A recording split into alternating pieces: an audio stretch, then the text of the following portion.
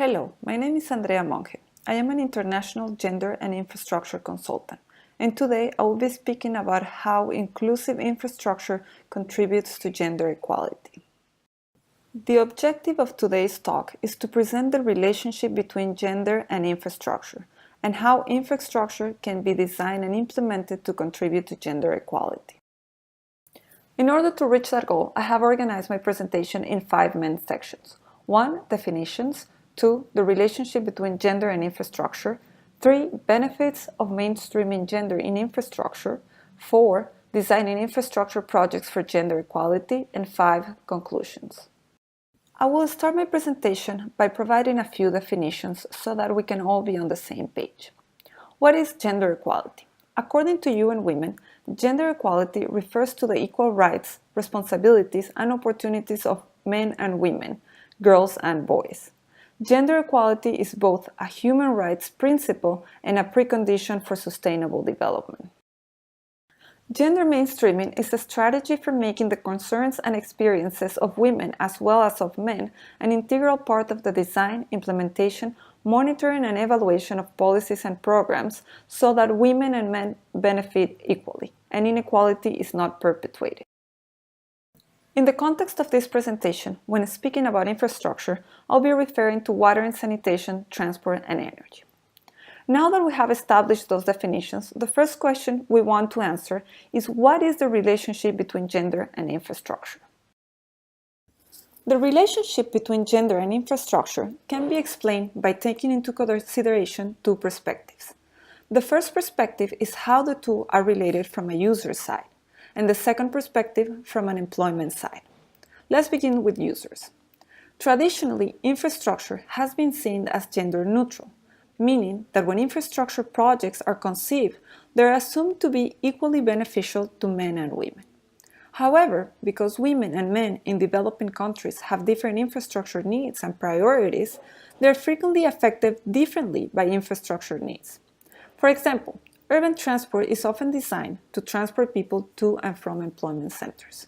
However, this design doesn't necessarily benefit women, since their transport needs are not only related to income-generating activities, but are, in a greater measure, related to household responsibilities. The failure of the infrastructure sector to take into account a gender perspective has particularly affected women, resulting in greater gender inequalities. For example, not taking into account women's transport needs results in less mobility.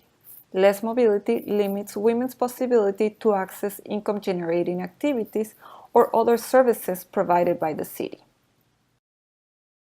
The relationship between gender and infrastructure can also be explained from an employment side. The infrastructure sector creates thousands of jobs every year, jobs that tend to be well paid and provide good benefits. However, women have historically been underrepresented in most infrastructure fields, leading to greater income gender gaps as well as gender gaps in the labor force. In Latin America, for example, women only represent 19% of the total water and energy employees, while they represent over 60% of the social services employees. Moreover, the underrepresentation not only affects women, but the sector itself. Today, women represent over 40% of the global labor force, are more literate than ever, and are more than half of university students. The underutilization of this human capital reduces the competitiveness of the sector and undermines returns. By taking into account the relationship between gender and infrastructure, we can have a better understanding of gender issues, so that we can incorporate specific activities aimed at tackling those issues that can greatly benefit women, but also their families, the sector, and society as a whole. Gender mainstreaming can benefit women users in 3 ways. 1, it can facilitate women's access to economic activities. For example, investments in electricity networks combined with training programs for women on how to use energy in a productive way can help them generate income. 2, it can increase girls' enrollment to school and women's participation in political, social, and economic activities. Currently, women and girls dedicate millions of hours to the collection and transportation of water and energy. For example, in India, women spend 374 hours per year collecting firewood. Access to clean water, improved sanitation, and power at home can free up women's and girls' time by lowering their transaction costs. And three, it can help improve women's health and safety outcomes. For example, after the 2010 earthquake in Haiti, an Inter-American Development Bank renewable energy project decided to prioritize the installation of solar panels in health centers, resulting in lower mortality rates. Gender mainstreaming can also benefit infrastructure service providers. Infrastructure that responds to everyone's needs results in greater consumer satisfaction and therefore more demand. When infrastructure takes into account the needs and priorities of not only men, but also of the other 50% of the population, it will result into greater economic returns for infrastructure service providers. Gender mainstreaming can also benefit female labor force. As mentioned before, women are underrepresented in the infrastructure sector, but are overrepresented in sectors that tend to be less competitive, like the social services sector, which also have lower salaries and less benefits. For example, in Latin America, the average salary for an engineer is $550 per month, while a health provider only makes $450 per month. Promoting mechanisms to increase their participation in technical and decision-making positions can not only help increase women's participation in the sector, but also to retain them, resulting in more and better employment opportunities and salaries for them. Mainstreaming gender can also help benefit employers. Gender diversity in male-dominated sectors, such as infrastructure, is often simply seen as something good to do, something that needs to be done to help women. However, the reality is that gender mainstreaming can also benefit the sector itself and can help increase economic growth. Research has demonstrated that companies with greater gender diversity have improved outcomes. According to McKinsey, gender parity will add $12 trillion to the global GDP by 2025. The reality is that if the infrastructure sector responds to the needs and priorities of everyone, not only that of a specific group, the result will be greater utilization of the services and the potential for more profitable outcomes. Now that we understand the benefits of mainstreaming gender in the infrastructure sector, in this section I would like to provide 4 steps on how practitioners can incorporate a gender perspective when designing infrastructure projects. The first step is gender-sensitive data collection. In order to identify gender gaps, design gender-responsive interventions, and identify possible job opportunities for women in the infrastructure sector, we must begin by collecting and analyzing gender-sensitive data. Every project is unique, so collecting socioeconomic data as well as sector-specific data would allow us to make a gender assessment that will therefore be used to identify and define the project's gender intervention. Let's take the example of a water project. If we understand by collecting data that women are spending over an hour in the collection of water, we will know that our project can not only just provide water, but needs to target that specific gender issue and find a way to reduce the time that women spend in the collection of water so that they can use that time for other activities. Another step that needs to be taken into account when mainstreaming gender in infrastructure projects is to promote women's active participation during the design and implementation of a project. This can be done by combining methods such as public consultations, interviews, surveys, and focus groups. When undertaking these approaches, however, it is important to ensure that 1. Women are available to attend these events. Let's remember that in most cities, women, in addition to working, are also responsible for taking care of children and household chores.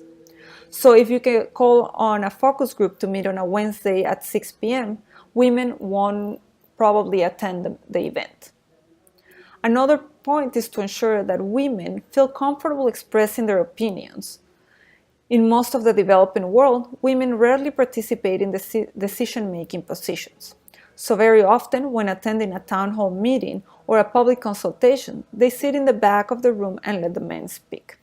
Hence, setting events where women feel comfortable and safe expressing their opinions is very important to get their feedback. One great example of how this approach can completely change the design of a project is the case of Vienna.